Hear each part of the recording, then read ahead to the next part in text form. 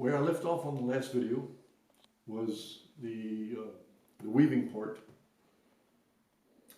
And after completing the weaving, what I've done here is I've compressed the weft as much as I can to the center of the bracelet with the little tools as I explained.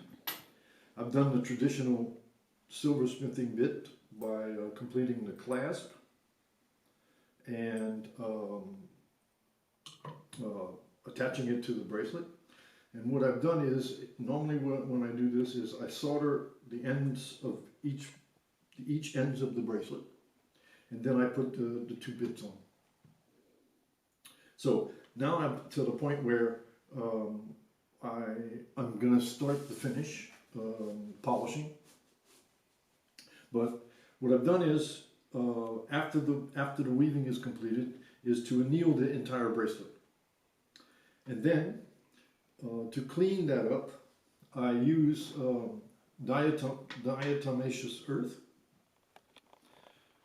with a toothbrush and an electric toothbrush. And I excuse me. With the diatomaceous earth, it gets in between each of the little pores between the weft and cleans up the bracelet fairly well on both sides. Okay. So now I'm to the point where this is not a rule, but I found that it works well. What I've done is I fashioned a bone or antler burnisher, and what I'm going to do is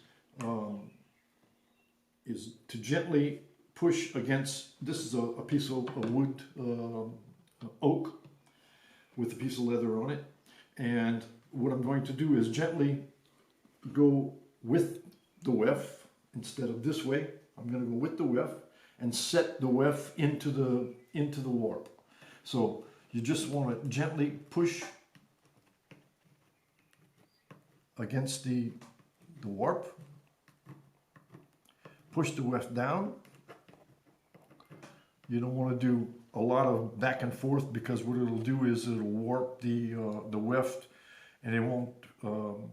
It'll look kind of weird. So so I'm going to do the whole bracelet like that. And what that does is it highlights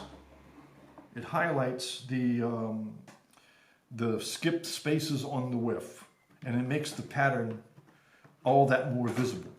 Now I've already done I'm not going to demonstrate the diatomaceous earth bit, but you can practice with that. Some people use a wooden burnisher, or would use a wooden burnisher.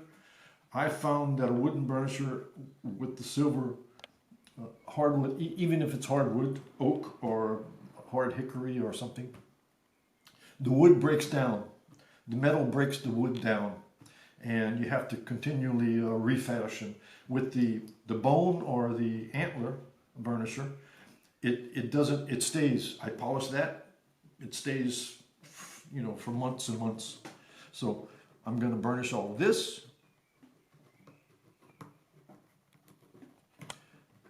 And you kind of look at, I need my other glasses for this. When you're burnishing this, you want to see straight lines perpendicular to the warp. That's why you don't go back and forth this way. Okay? And you only have to do the front side. This happens to be the front side.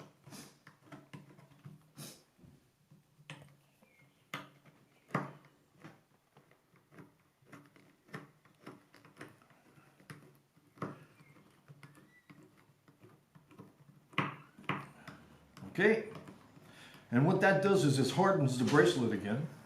It hardens the bracelet again, so you will have to re-anneal it before you do the final shaping, okay, on a mandrel to make it bracelet form.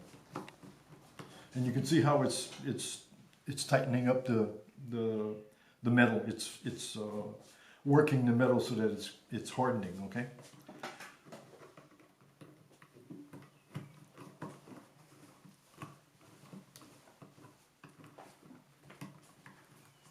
And after I finish this, I will finish the two ends. I will polish and sand the two ends of the bracelet, back and front, and then beginning the triple E or the white diamond, and then the rouge. I'll set the stone. Well, before I do the polishing, I'm going to anneal this again, and then I will begin the polishing process. And that'll about do it for the woven bracelet bit. Thank you.